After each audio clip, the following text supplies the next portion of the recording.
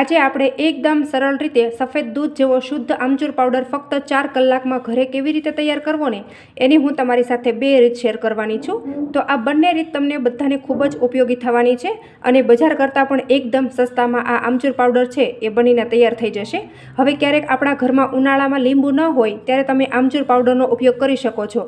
આપણે દાળ અથવા શાકમાં પણ આમચૂર પાવડર નાખવો હોય તો એમાં પણ આપણે નાખી શકાય છે। તો ચાલો શરૂ કરી દઈએ રેસીપી। તો હવે એના માટે અહીંયા મેં 1 કિલો જેટલી આ રીતે મોટી તોતાપુરી કેરી આવે છે એ લીધી છે અને આ કેરીને મેં સરસ રીતે ધોઈ અને સાફ કરી લીધી છે અને કોરી કરી લીધી છે અને ત્યાર પછી આપણે આ રીતનું પિલર્સ લઈ લેશું અને પિલર્સની મદદથી આપણે બધી છાલ છે એ આ રીતે ઉખાડી લેશું। તો અહીંયા તમે તોતાપુરી કેરીની જગ્યાએ જે આપણે ખાટી રાજાપુરી કેરી આવે છે એનો પણ ઉપયોગ કરી શકો છો। તો જે રાજાપુરી કેરી છે એ અથાણાની કેરી આવે છે અને એ ટેસ્ટમાં થોડી વધારે ખાટી હોય છે અને તોતાપુરી કેરી છે એ ટેસ્ટમાં થોડી ઓછી ખાટી હોય છે। તો અત્યારે હું તોતાપુરી કેરીનો ઉપયોગ કરું છું। તમને જે પણ કેરીનો ઉપયોગ કરવો હોય એ રીતે તમે આમચૂર પાવડર બનાવી શકો છો। તો આ રીતે હવે આપણે ત્રણેય કેરીની છાલ ઉતારી લઈશું। તો અહીંયા મેં ત્રણેય કેરીની છાલ ઉતારી લીધી છે અને હવે આ ત્રણેય કેરીને આપણે અલગ કરી લઈશું। તો આ જે એક કેરી છે એનો આપણે થોડો અલગ રીતે આમચૂર પાવડર બનાવીશું અને આ બે જે કેરી છે એનો પણ આપણે અલગ રીતે આમચૂર પાવડર બનાવીશું। તો જો આ જ પિલર્સથી હવે આપણે આ રીતે કેરીને આપણે સ્લાઇસ કરી લેશું। આ રીતે આપણે મોટી મોટી અને પતલી પતલી સ્લાઇસ કરી લેવાની છે। જ્યાં સુધી ગોટલીનો ભાગ ન આવે ને ત્યાં સુધી આપણે આને સ્લાઇસ કરીશું। જો અત્યારે મેં આ રીતની મોટી મોટી સ્લાઇસ કરેલી છે। તો હવે તમે આને ફક્ત 2 થી 3 કલાક તડકામાં રાખશો ને એટલે ફટાફટ સુકાઈ જશે અને તમારો જે આમચૂર પાવડર છે ને એ એકદમ શુદ્ધ બનીને તૈયાર થશે અને લાંબો ટાઈમ તમારે સાચવી પણ શકાશે।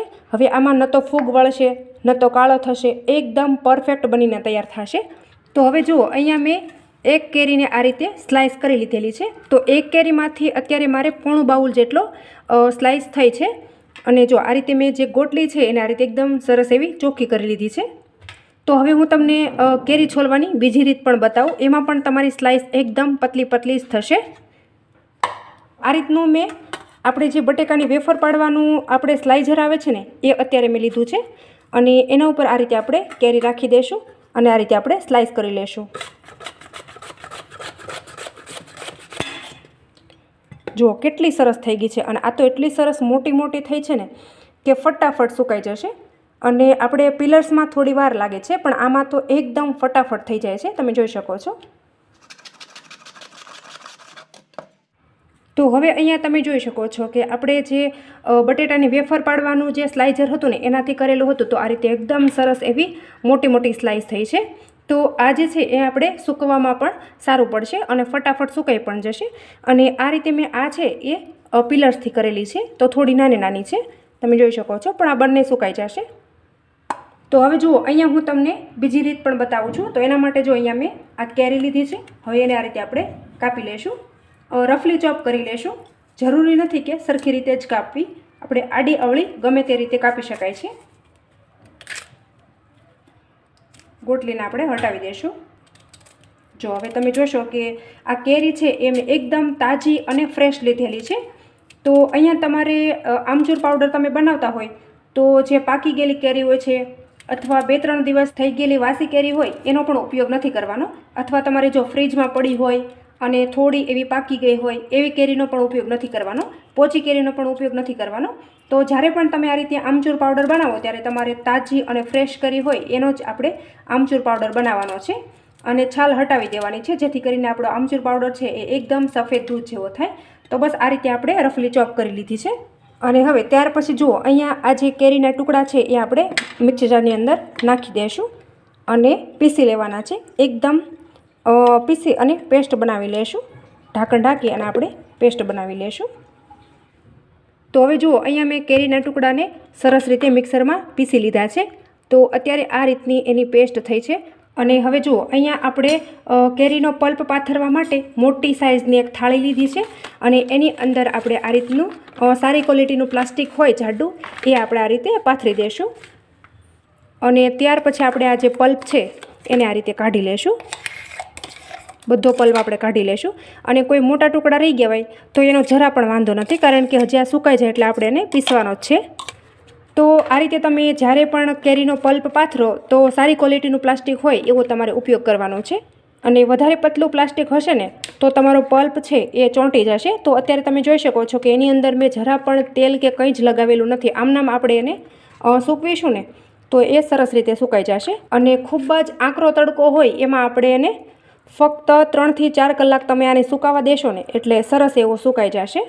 અને હવે અહીંયા આપણે સ્લાઇસ પાથરવા માટે બીજી મેં મોટી થાળી લીધી છે. તો એની અંદર આ રીતે આપણે જે સ્લાઇસ કરીને રાખી છે એને આ રીતે આપણે છૂટી છૂટી સૂકવી દેવાની છે. તમે અહીંયા કોઈ પણ પ્લાસ્ટિકનું કંતાન હોય એના ઉપર પણ તમે સૂકવી શકો છો. તો આ રીતે હું 2 થી 3 થાળીની અંદર છૂટી છૂટી સ્લાઇસને પાથરી દઈશ એટલે સરસ રીતે એ સુકાઈ જશે. તો હવે અહીંયા તમે જોઈ શકો છો કે મને ડીશમાં ફાવતું નહોતું તો મને એવું લાગ્યું કે ફટાફટ એ સુકાશે નહીં. તો આ રીતે મેં પ્લાસ્ટિકના કંતાનમાં બધી સ્લાઇસને છૂટી છૂટી પાથરી દીધી છે. અને જો ડીશમાં પણ મેં આ જ રીતે પાથરી દીધી છે. તો આને હવે આપણે ફક્ત 3 થી 4 કલાક આકરા તડકામાં સૂકવીશું એટલે સરસ રીતે સુકાઈ જશે.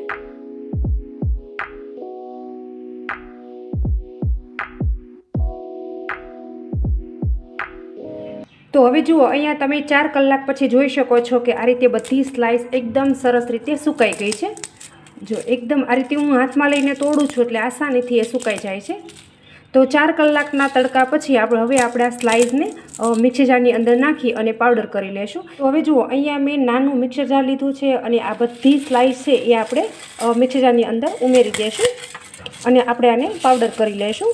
તો આજે સ્લાઇસ કરીને એની સાથે સાથે આપણે એક પેસ્ટ પણ બનાવેલી હતી એ પણ હું તમને હમણાં બતાવી દઉં છું. તો અત્યારે પહેલાં આને આપણે પીસી લેશું અને પાવડર કરી લેશું. તો હવે જુઓ અહીંયા થાળીમાં જેટલી સ્લાઇસ હતી એ બધી મેં આ રીતે મિક્સરમાં નાખી અને પાવડર કરી નાખેલો છે. તમે જોઈ શકો છો કે એકદમ ઝીણો ભૂકો થઈ ગયો છે. અને ત્યાર પછી હવે જો આ રીતનો આપણે આંક લેવાનો છે. પણ એક આપણે મોટું મિક્સિંગ બાઉલ લઈ લેશું અને આ રીતનું જે મિક્સિંગ બાઉલ છે એની અંદર આંક રાખી દઈશું અને એની અંદર આપણે આ ભૂકો છે એને નાખી દઈશું અને આપણે ચાળી લેવાનું છે. અને મોટું નીકળે એને આપણે ફરી વખત પીસી લેશું.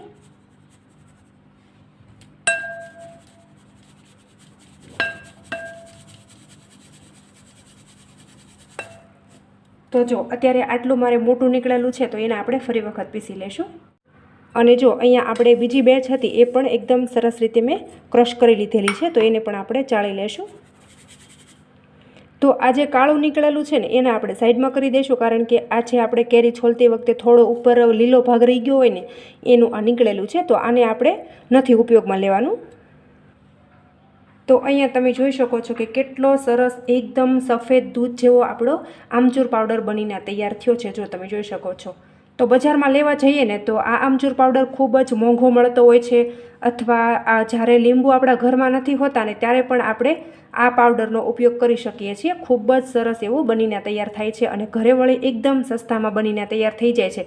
તો ઉનાળામાં જ્યારે કાચી કેરી આવતી હોય તો તમારે આ રીતે આમચૂર પાવડર બનાવી અને સ્ટોર કરી લેવાનો અને પછી તમારે ગમે ત્યારે જરૂર પડે ત્યારે તમારે ઉપયોગમાં લેવાનો. અહીંયા આપણે જે સ્લાઇસ કરી હતી એનો તો આ પાવડર ખૂબ જ સરસ એવો બન્યો છે સફેદ દૂધ જેવો. પણ હવે હું તમને જે આ પલ્પ હતો ને એ પણ બતાવી દઉં. તો એ છે ને આ રીતનો થોડો કાળો થઈ ગયો છે તમે જોઈ શકો છો. પણ હવે એને આપણે અલગ રાખવાનો છે. તો હવે આપણે આને કોથળીથી અલગ કરી લેશું.